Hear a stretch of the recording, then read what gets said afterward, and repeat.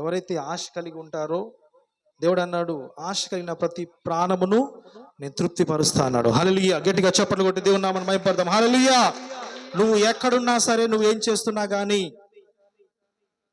నువ్వేం పని చేస్తున్నా సరే, నీకు నచ్చినట్టు చేసుకోగానే దేవుని విషయంలో మాత్రం సరైనటువంటి వాడిగా, సరైనటువంటి దానిగా నువ్వు ఉన్నప్పుడు దేవుడు నిన్ను ఆశీర్వదిస్తాడు. హల్లెలూయా. ఒక క్రైస్తవుడిగా ఉన్నటువంటి మనము మనం దేని మీద మనం ఆశ కలిగి ఉండాలి. ఇక్కడికి వచ్చినటువంటి మీరందరూ కూడా దేవుని నమ్ముకున్నటువంటి ప్రతి క్రైస్తవుడికి ఒక ఆశ ఉంటుంది. యేసు ప్రభువా నా జీవితంలో ఏదో మేలు చేస్తాడు, నా కుటుంబంలో ఉన్నటువంటి సమస్యలు తొలగిపోతాయి దేవుని నమ్ముకుంటే, నాకున్నటువంటి రోగము పోతుంది, నా బిడ్డల యొక్క భవిష్యత్తు నేను ప్రార్థన చేయడం ద్వారా నా కుటుంబంలో ఉన్నటువంటి సమస్యలు పోతాయి, నాకు ఆశ ప్రతి మానవుడికి ఉంటుంది. హల్లెలూయా. కానీ ఆ ఆశను నెరవేర్చుకునేటటువంటి దిశగా మన ప్రవర్తన, మన నడవడిక ఉండాలి. అదే బైబిల్ చెప్తుంది. హల్లెలూయా. ఒక క్రైస్తవుడిగా మనం వేటి మీద మనం ఆశ కలిగి ఉండాలి. దేవుని నమ్ముకున్నటువంటి బిడ్డలుగా మనం దేని మీద ఆశ కలిగి ఉంటే మన జీవితాలు బాగుంటాయి. ఇక్కడికి వచ్చిన ప్రతి ఒక్కరు కూడా ఏదో ఒక ఆశతో మీరు ఇక్కడికి వచ్చారు, అవునా?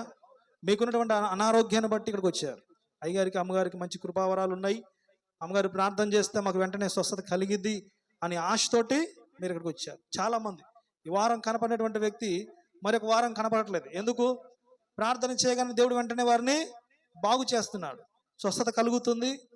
ఆ తర్వాత వారు రావాల్సినటువంటి అవసరము లేదు. ఎందుకు? వారికి ఉన్నటువంటి ఆరోగ్యము వారికి వచ్చేసింది కనుక. హల్లెలూయా. అలా కాకుండా మనం ప్రతిరోజు కంటిన్యూగా దేవుని దైవజనులతో మనం సంబంధం కలిగి ఉన్నప్పుడు, దేవుని పనులు చేయాలన్న ఆశ మనకున్నప్పుడు, దేవునితో కలిసి మనం జీవించినప్పుడు ఇంకా అభివృద్ధిలోకి నువ్వు వస్తావు. రాబోయేటటువంటి శోధన నుంచి దేవుడు నిన్ను విడిపిస్తాడు. అయితే ఒక క్రైస్తవుడికి కొన్ని విషయాలు నేను మీకు తెలియచేస్తాను. అనేక ఆశలు ఉంటాయి, కానీ మరి ఒక క్రైస్తవుడిగా మనకు ఉండవలసినటువంటి నిజమైనటువంటి ఆశ, మన జీవితం ఎంతకాలం అండి? బైబిల్ సెలవిస్తుంది, అధిక బలం ఎడల మానవుని యొక్క ఆయుష 70 సంవత్సరాలు, అధిక బలం ఉంటే 80 సంవత్సరాలు. ఒకసారి క్యాల్కులేట్ చేసుకోండి మీ యొక్క జీవితం ఇంకా ఎన్ని సంవత్సరాలు ఉందనేది. ఇంకా నువ్వు ఎన్ని సంవత్సరాలు బ్రతుకుతావు? ఈ బ్రతికేటటువంటి ఈ దినాలలో నీకు వచ్చేటటువంటి శోధనలు ఎన్ని, రోగాలు ఎన్ని, యాక్సిడెంట్లు ఎన్ని, ఏ క్షణాన నీ జీవితంలో నీ యొక్క శరీరంలో నీ అవయవాలు ఎప్పుడు పడిపోతాయో తెలీదు, హార్ట్ ఫెయిల్ అవుతుందో తెలీదు, కిడ్నీ ఫెయిల్ అవుతుందో తెలీదు, మరి ఏం జరిగిద్దో నీకు తెలియదు.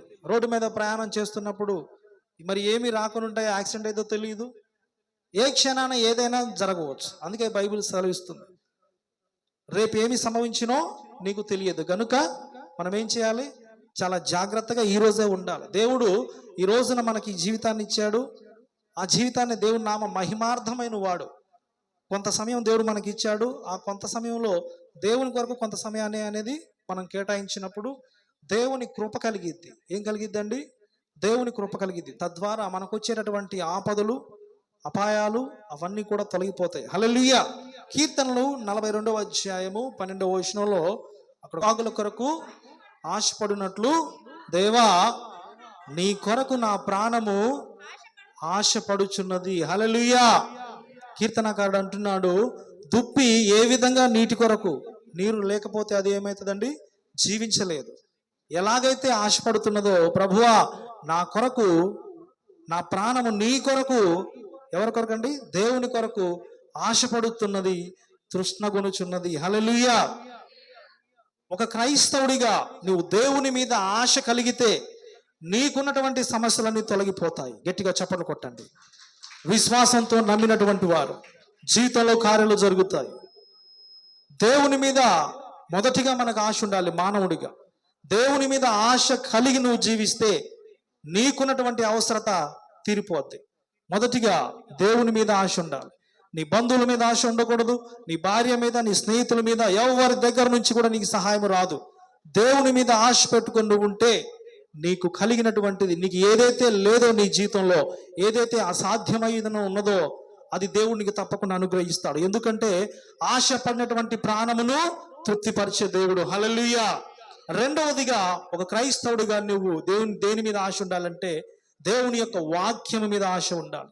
చాలా మంది మనం టీవీలో వాక్యం వింటుంటాము, మందిరానికి వచ్చినప్పుడు వాక్యం వింటుంటాము, ఏదో ఒక రకంగా దేవుని సువార్త దైవజనుల ద్వారా నీ దగ్గరకు వస్తుంది. కానీ దేవుడు బైబిల్లో చెప్పినటువంటి ప్రతి మాట చాలా జ్ఞానవంతమైనటువంటి మాట. మరి ఒక్కొక్క మాటకి చాలా అర్థాలు ఉన్నాయి. బైబిల్లో ఉన్నటువంటి మాటలన్నీ వివరిస్తే మరి ఈ ప్రపంచంలో ఉన్నటువంటి పుస్తకాలన్నీ పేజీలు సరిపోవంటారు రాయటానికి. అంత జ్ఞానము కూడా ఈ యొక్క బైబిల్లో ఇమిడి ఉన్నది. పరిశుద్ధాత్మ దేవుని ద్వారా రాయబడినటువంటి బైబిల్.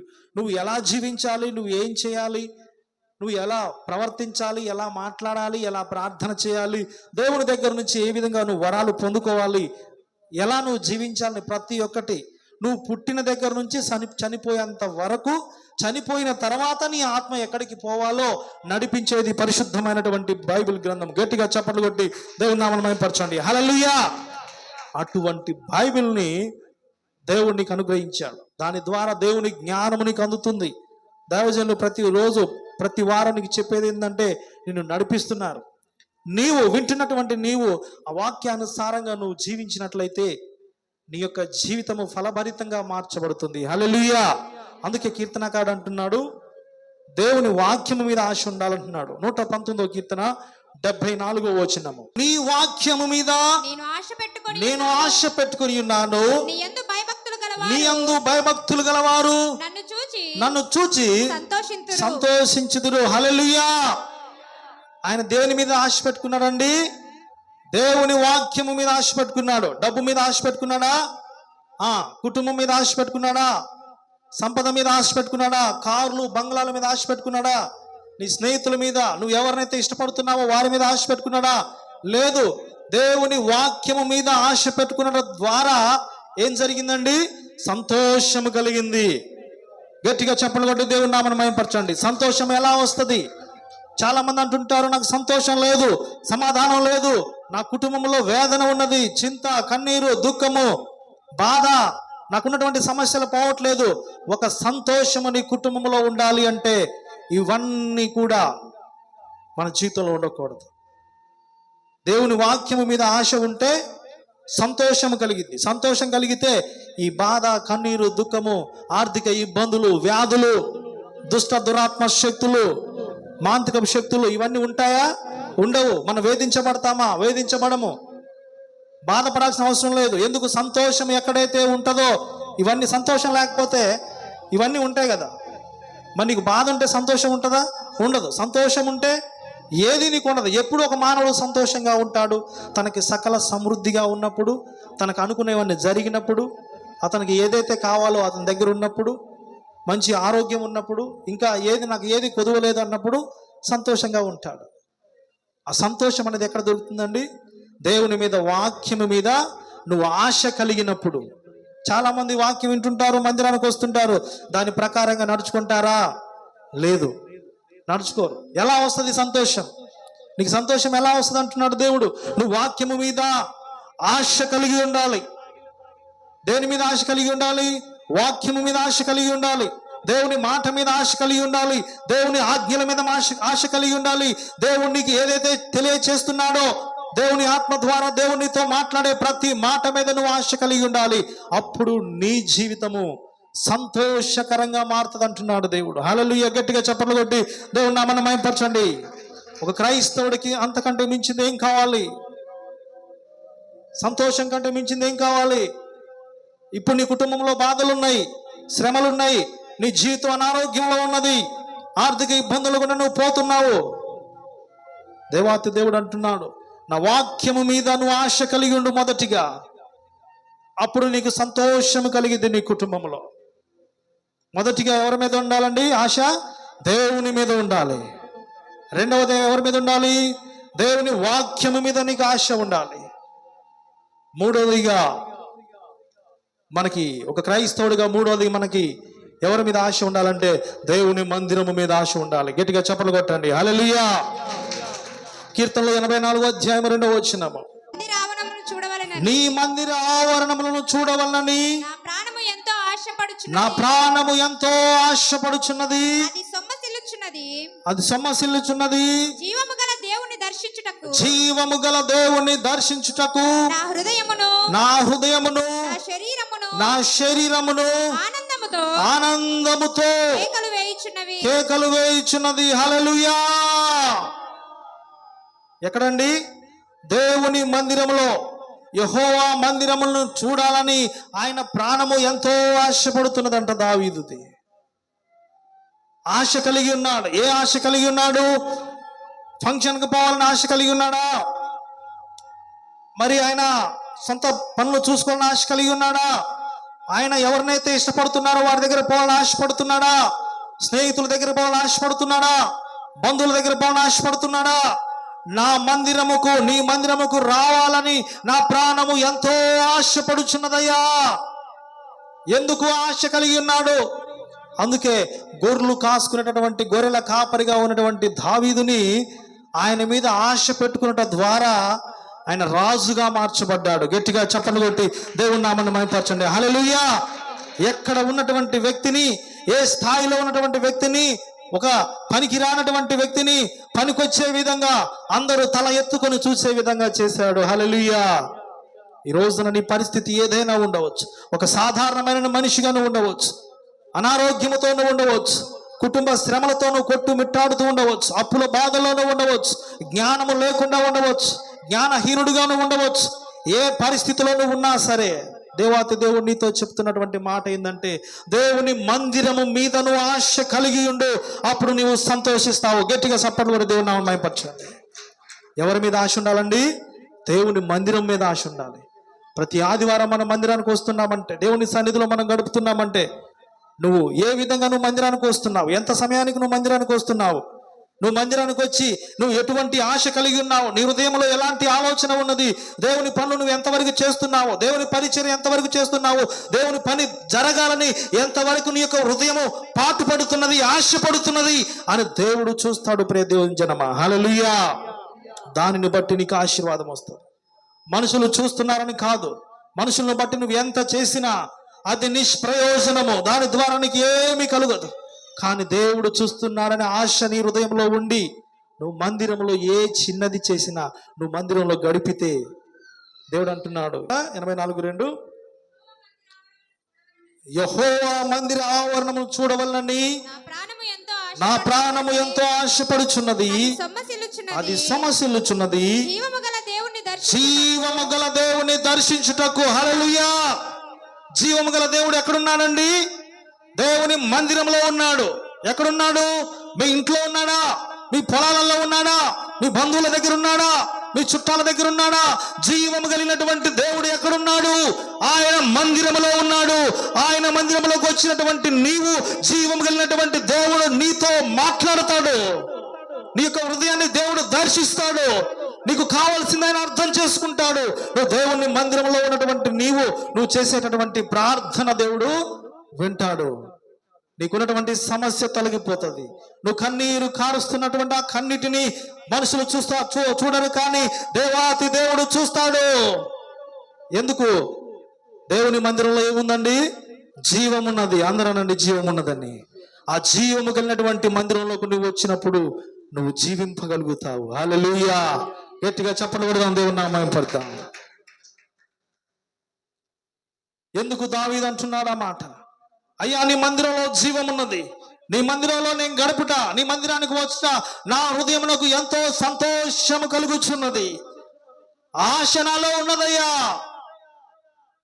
నువ్వు ఎవరి మీద ఆశ పెట్టుకుని ఉండాలి? దేవుని మందిరం మీద ఆశ పెట్టుకుని ఉండాలి. నువ్వు ఆశ కలిగి ఉంటే దేవుని మందిరానికి ఎలా వస్తావండి? ఒక్క ఆదివారం కూడా నువ్వు మిస్ కావు. ప్రార్థన సమయము స్టార్ట్ అవుతుంది అంటే 10 గంటలకు, అంటే 9:55 నువ్వు వచ్చేస్తావు. హల్లెలూయా. ఎన్ని గంటలకండి? 9:55. అది ఆశ, దేవుని మందిరము మీద ఆశ. నేను ఎలాగైనా సరే వెళ్ళాలి, నేను స్నానం చేయకపోయినా పర్లేదు, బ్రష్ చేయకపోయినా పర్లేదు, సరైనటువంటి బట్టలు వేసుకోకపోయినా పర్లేదు, కానీ అనుకున్నటువంటి సమయం కల్లా నేను అక్కడికి రీచ్ అయిపోవాలి. అది దేవుని మందిరం మీద ఉన్నటువంటి ఆశ. దేవుని మందిరం మీద ఆశ కలిగి ఉంటే ఎలా ఉంటది? నీ జీవితం సంతోషంగా ఉంటది. జీవం కలిగినటువంటి దేవుడు ఎక్కడ ఉంటాడు? నీ కుటుంబంలో ఉంటాడా? నువ్వు ఉన్నటువంటి రూమ్ లో ఉంటాడా? లేదు, దేవుని మందిరంలో ఉంటాడు. హల్లెలూయా. దేవుని మందిరం మీద అటువంటి ఆశను కలిగినప్పుడు జీవము కలిగినటువంటి దేవుడు నీతో మాట్లాడతాడు. 5వదిగా రోమా 15:20 ఐదవదిగా ఒక క్రైస్తవుడికి ఉండవలసినటువంటి ఆశ ఏంటో తెలుసా? సువార్త ప్రకటించాలనే ఆశ. ఎక్కడైతే సువార్త ప్రకటించబడదో, ఎక్కడైతే దేవుని యొక్క మాటలు లేవో, ఎక్కడైతే దేవుని గురించి తెలియదో వాళ్ళ దగ్గరికి వెళ్ళి మనం దేవుని సువార్తను మనం ప్రకటించాలి. చదవండి అమ్మా, రోమా 15:20. నేనైతే మరి ఒకని పునాది మీద ఆయనను గూర్చినటువంటి సమాచారమును ఎవరికైతే తెలియజేయబడదో వారు చూతురనియు, విననటువంటి వారు గ్రహింతురనియు రాయబడినటువంటి ప్రకారము క్రీస్తు నామమును ఎరుగని చోట్లను సువార్తను ప్రకటింపవలెనని మిక్కిలి ఆశ కలిగిన వాడై మిక్కిలి ఆశ కలిగినటువంటి వాడనై ఉండి అలాగున ప్రకటించితిని. హల్లెలూయా. ఏం ప్రకటిస్తున్నానండి? క్రీస్తు నామము ఎరిగినటువంటి చోట్ల దేవుని యొక్క సువార్తను ప్రకటింపాలని మిక్కిలి ఆశ కలిగినటువంటి వారిగా ఉండాలి. హల్లెలూయా. దేవుని యొక్క సువార్త ప్రకటించడంలో నువ్వు చేయగలిగినటువంటి సహాయం నువ్వు చేయాలి. నువ్వు దేవుని సువార్త ప్రకటించకపోతే ప్రకటించేటటువంటి వారిని ప్రోత్సహించాలి. ఎలా జరిగిద్ది? ఆ ఆశ మనలో ఉండాలి. దేవుని సువార్త ఎలా ప్రకటించబడిద్ది? ప్రకటించడానికి నా వంతుగా నేనేం చేయాలి? నేను ఎలా దేవుని సువార్త ప్రకటించడంలో నేను దేవుని పని నేనేం చేయాలి? నాకు ఆశ నీ జీవితంలో ఉన్నప్పుడు నీ జీవితంలో మేలు కలిగిద్ది. హల్లెలూయా, హల్లెలూయా. దేవుని యొక్క సువార్త ప్రకటించడం ద్వారా అనేక మంది దేవుని నమ్ముకుంటారు. దేవుని సువార్త ప్రకటించబడిద్ది. ఆయన రాజ్యం విస్తరణలో భాగంగా నువ్వు పాలు భాగస్తుడు అయిన ఎడల దేవుని కృప నీ జీవితంలో కలిగిద్ది. హల్లెలూయా, హల్లెలూయా. ఐదవదిగా విలాప వాక్యములు 3వ అధ్యాయము 26వ వచనంలో చూసినట్లయితే, నరులు ఆశ కలిగి యెహోవాను గ్రహించు రక్షణ కొరకు ఓపికతో కనిపెట్టుట మంచిది. హల్లెలూయా. ఎలా ఉండాలి? You have to be patience until to get the presence of God. నువ్వు ఓపిక కలిగి ఉండాలి. దేవుని రక్షణ వచ్చేంత వరకు, దేవుని సన్నిధి, ఆయన యొక్క మహిమ వచ్చేంత వరకు ఓపిక కలిగి ఉండాలి. ఆయన రక్షణ అంటున్నాడు, నరులు ఆశ కలిగి యెహోవా అనుగ్రహించేటటువంటి రక్షణ. రక్షణ ఎవరు అనుగ్రహిస్తారు? యెహోవా అనుగ్రహిస్తా అంటున్నాడు. నీ బంధువులు, నీ స్నేహితులు, నిన్ను నమ్ముకున్నటువంటి వారు ఎవరు కూడా రక్షణ అనుగ్రహించలేరు. ఎవరు అనుగ్రహిస్తారు రక్షణ? యెహోవా అనుగ్రహిస్తాడు. ఎప్పుడు అనుగ్రహిస్తాడు? నువ్వు దేవుని మీద ఆశ కలిగినప్పుడు అనుగ్రహిస్తాడు. ఆ రక్షణ అనేది ఎప్పుడు వస్తుంది? దేవుని మీద, వాక్యము మీద నీకు ఆశ కలిగినప్పుడు వస్తుంది. ఆ రక్షణ అనేది ఎప్పుడు వస్తుంది? నీ జీవితము దేవుని మందిరం మీద ఆశ కలిగినప్పుడు నీకు రక్షణ వస్తుంది. ఎప్పుడు వస్తుంది? దేవునితో సహవాసం కలిగి నువ్వు జీవించినప్పుడు ఆ రక్షణ అనేది నీకు వస్తుంది. ఆ రక్షణ అనేది నీకు వచ్చినప్పుడు నీ జీవితం ఎలా ఉంటది? ఆనందంగా, సంతోషంగా ఉంటది. హల్లెలూయా, హల్లెలూయా, హల్లెలూయా. కీర్తన గ్రంథము 130వ అధ్యాయం 7వ వచనము, ఇశ్రాయేలు యెహోవా మీద ఆశ పెట్టుకొనుము, యెహోవా యొద్ద కృప దొరుకును, ఆయన యొద్ద సంపూర్ణ విమోచన దొరుకును. హల్లెలూయా. దేవుని కృప ఎక్కడ దొరుకుతుందండి?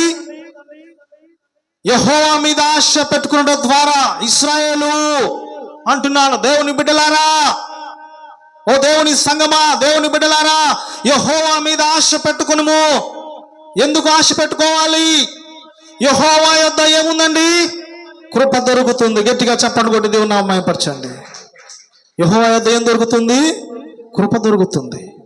యెహోవా యొద్ద కృప దొరుకును, ఆయన యొద్ద సంపూర్ణ విమోచన దొరుకును. అప్పుడు నీ జీవితం ఏమవుతుంది? ఆనందంగా ఉంటుంది, సంతోషంగా ఉంటుంది. మనం చేయవలసినటువంటి సరిగా చేయనప్పుడు మన జీవితాలు అంధకారంలో పడిపోతాయి. హల్లెలూయా, హల్లెలూయా. మనం చాలా మంది క్రైస్తవులు, నేను ప్రార్థన చేస్తున్నా, ప్రతి ఆదివారం మందిరానికి వెళ్తున్నా, దేవునికి దశమ భాగాలు ఇస్తున్నా, దేవునికి కానుకలు ఇస్తున్నా, నువ్వు ఇచ్చేటటువంటి విధానము సరైనటువంటిదిగా ఉన్నదా లేదా? నువ్వు ఇచ్చేది కరెక్ట్గా ఇస్తున్నావా లేదా? నువ్వు చేసే ప్రార్థన సరిగా చేస్తున్నావా లేదా?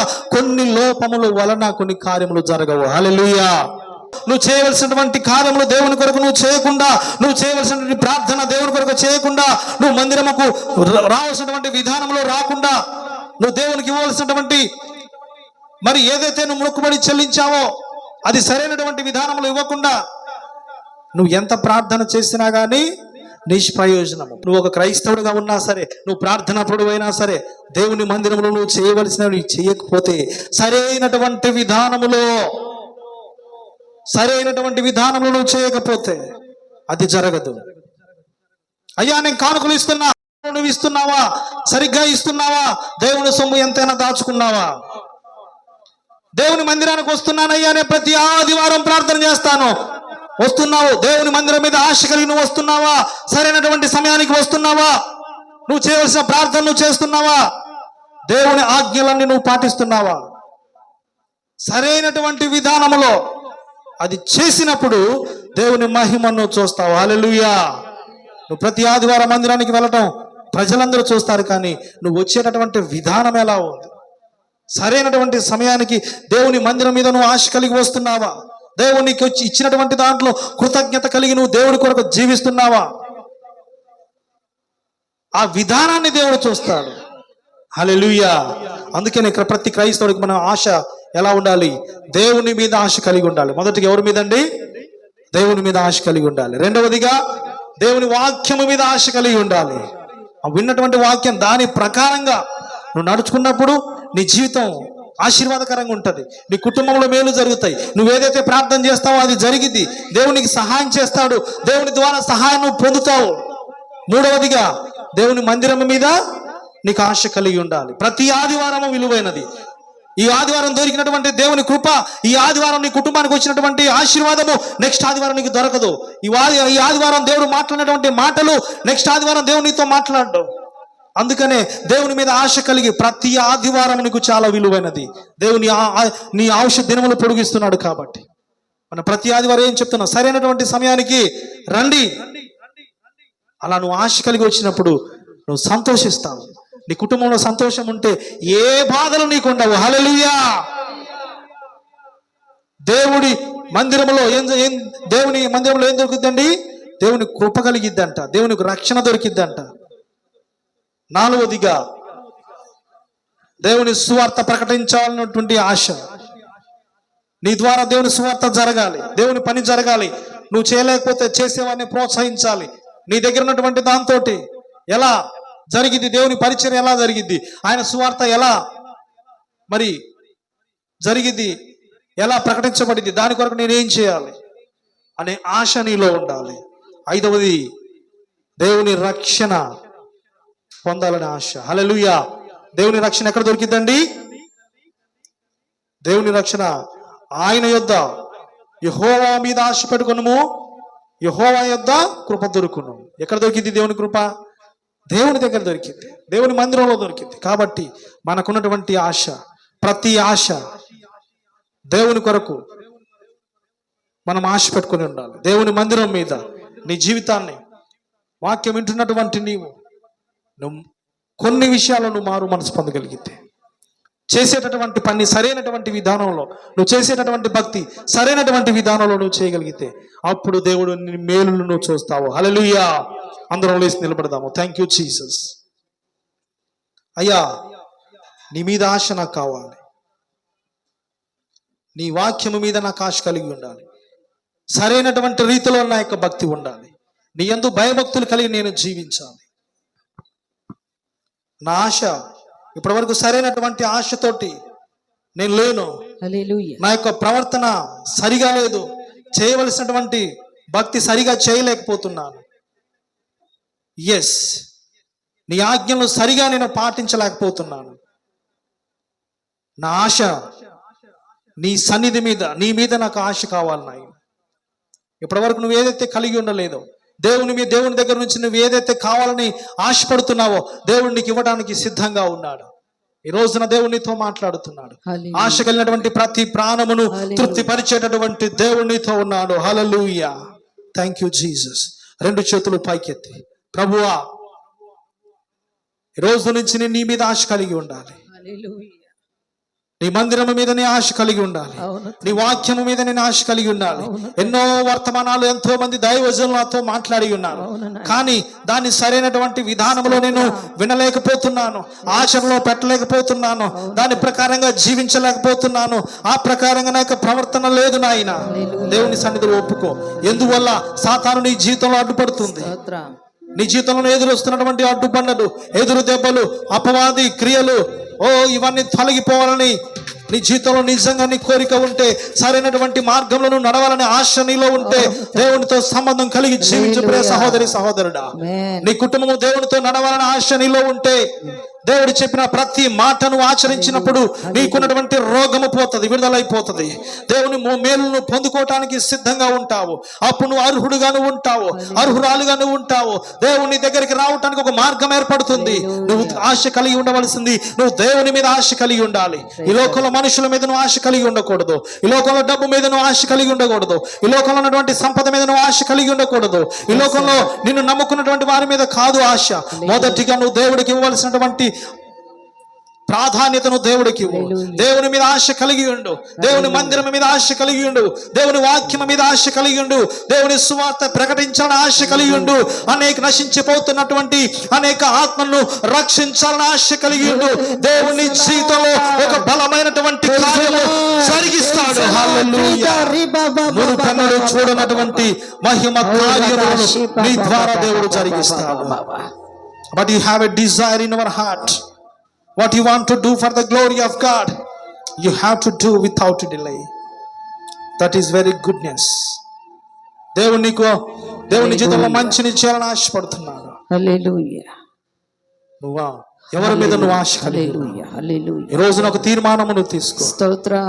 ప్రభువా, నాకు ఆశ నీవే నాయన, నా ఆశ నీవే తండ్రి.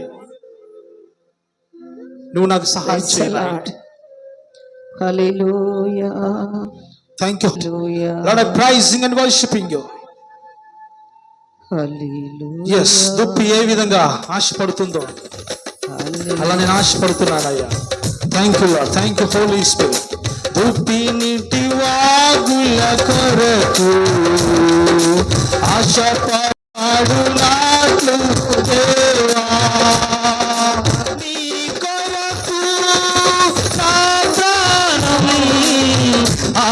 ఆశపడుచున్నది యేసయ్యా, ఆశపడుచున్నది. గట్టిగా చెప్పకూడదు. ఆమేన్.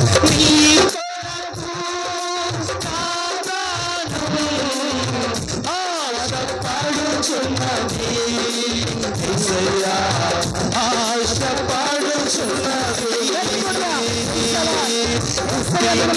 వాగుల కొరకు ఆశపడు నాకు దేవా. గట్టిగా చెప్పండి. దుప్పి నీటి వాగుల కొరకు ఆశపడి నాకు దేవా, నీ కొరకు నా ప్రాణం ఆశపడుచున్నది యేసయ్యా, ఆశపడుచున్నది. నీ కొరకు నా ప్రాణం ఆశపడుచున్నది యేసయ్యా, ఆశపడుచున్నది. తల్లి మరచిన పరువవు నీవు, తండ్రి విడచిన విడువవు నీవు. తల్లి మరచిన పరువవు నీవు, తండ్రి విడచిన విడువవు నీవు.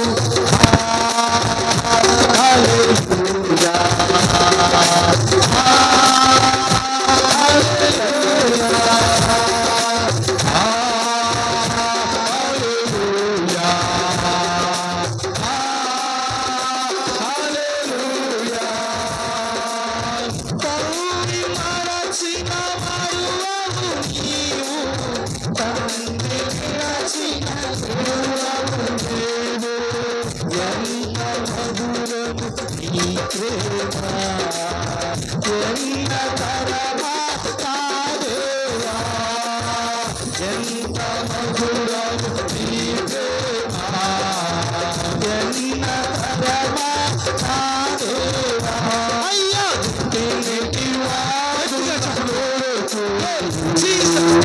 ఆశపడినాట్లు దేవా పుట్టినట్టి వాగుల కొరకు ఆశపడినాట్లు దేవా నీ కొరకు నా ప్రాణం ఆశపడుచున్నది యేసయ్యా ఆశపడుచున్నది నీ కొరకు నా ప్రాణం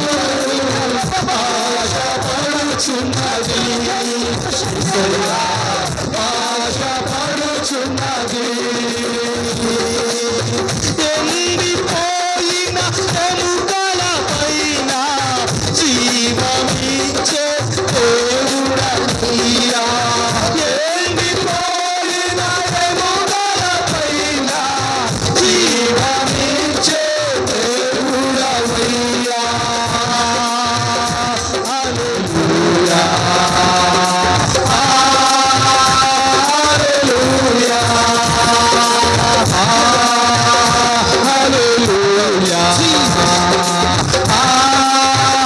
హల్లెలూయా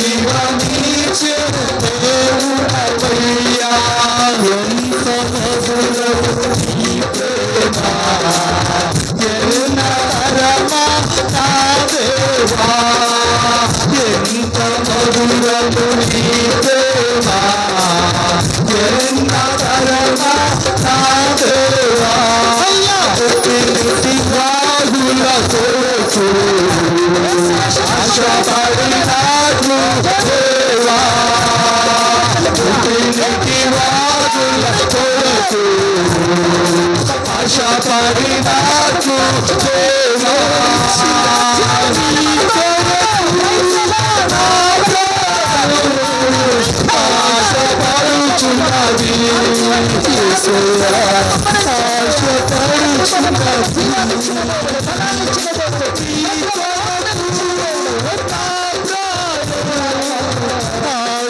ఆశపడుచున్నది యేసయ్యా ఆశపడుచున్నది నీ కొరకు నా ప్రాణం ఆశపడుచున్నది యేసయ్యా ఆశపడుచున్నది నీ కొరకు నా ప్రాణం ఆశపడుచున్నది యేసయ్యా ఆశపడుచున్నది సొమ్మసిల్లిన ప్రాణముకైనా బలమునిచ్చే దేవుడయ్యా సొమ్మసిల్లిన ప్రాణముకైనా బలమునిచ్చే దేవుడయ్యా హల్లెలూయా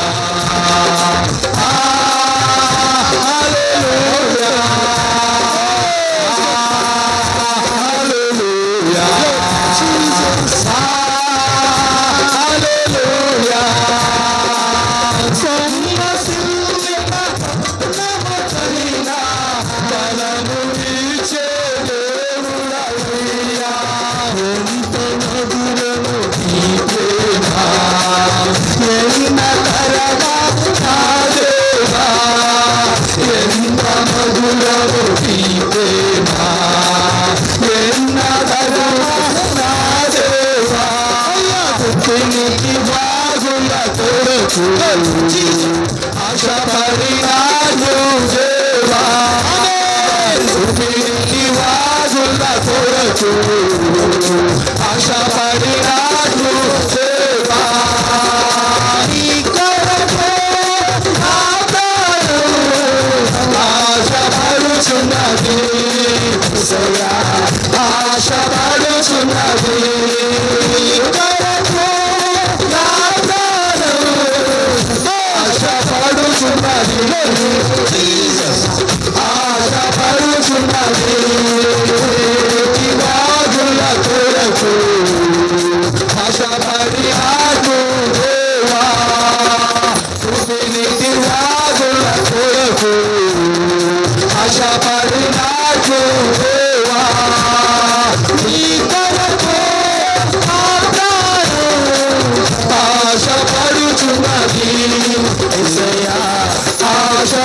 పడుచున్నది ఆశని పడుచున్నది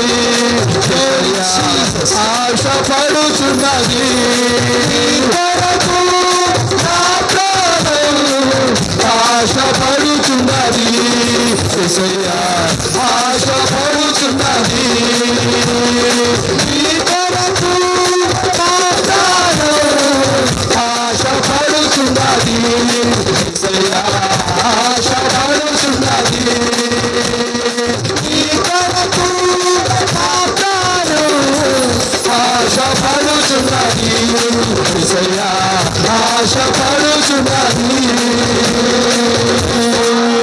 Hallelujah. Hallelujah. నా ప్రాణం ఆశ Constant protection, breather. నీవే నా ఆశ తండ్రి, ఈ లోకంలో నీవే నా ఆశ నాయనా. ఆశ దరివిడియాలి. ఓ అంతగా ఆశ ఉంటది. We can't understand. నీవే నా ఆశ తండ్రి. ఈ లోక భాష కాదు, డైలీ రిపోర్ట్. ఓ దరక బాబా ఆశను గమనించిన తండ్రి, సహాయం మాకు అందించు. అయ్యా నీ కొరకే నీతో 100% Thank you, Lord Jesus. ఒక నిబంధన ఆశ, ఓ Lord. ఒక గంటని పార్ట్నర్ లైక్ కంపటెడ్ మ్యాన్. ఓ దేవుని గణపచ్చే ఆశ నా వైపు కావాలి ఫస్ట్ అండ్ రికవర్ రోషమినాశ పొయటరి పాల్ లికమెంటని ఫస్ట్ అండ్ రివడరి మ్యాన్. నీ పస్టేజ్ మీద ఆశ, నీ దారి డివైన్ అని నా దరిద్రత ఎలాగపోతాను ఆశ. No డైడిటీ repent. నా తండ్రి కొరకు ఆశగులైన బిడ్డలారా, ఆశ ఉంటే శత్రు అన్నిటిని పార్ట్ అనిసివేయబడుతుంది, అనిసివేయబడుతుంది. ఆ సతాను పట హెన్రీ కమింగ్ నాడెన్. నీ ఇంట్లో ఎప్పుడు కూడా ఎంటర్ అవ్వదు. నీ ఇంట్లో, నీ ఒంట్లో, నీ బిడ్డల్లో, నీ కొడుకుల్లో, నీ యొక్క ఉన్న కుటుంబంలో పెదాలతో ఆశ కాదు బిడ్డ, ప్రేమతో ఆశ. తీసాదారి బాబా బాబా బాబా నీ కుటుంబాన్ని రిలీజ్ సంపూర్ణంగా నిర్వర్తించు. దేవుని కొరకు ఆశపడు. నా ఆశ నా తండ్రిదే. 80 రిప్లేస్డ్ ఇంకంఫర్టెడ్ మ్యాన్ సమస్త దుష్ట ప్రభావములను అయ్యా వెనక ముందు లాగుతూ డబ్బు వైపు, పాపం వైపు ఆశ పెట్టి ఎన్నో రీతులు భాగమైపోతున్న కుటుంబాలు అయ్యా నీ వైపు దుప్పి ఆశించినట్లుగా నీ కొరకు ఆశించే బిడ్డలు రావనెత్తండి. కడవరి దినములో, కష్ట దినముల్లో, బాధల్లో, శ్రమల్లో ఎంతో మంది ఏ దారి దొరకక తల్లడిల్లిపోతున్నారు. దేవుని శక్తి, భక్తి, భయం, అనస్టండి అదరేటిని ఏం ప్రోటచ్ మీ కృపించమని ఇన్న వాక్యం నడిచిపెట్టుకుంటూ వాక్యానుసారమైన జీవితాన్ని బిడ్డలందరికీ దయచేయమని యేసు నామములో అడుగుచున్నాము తండ్రి.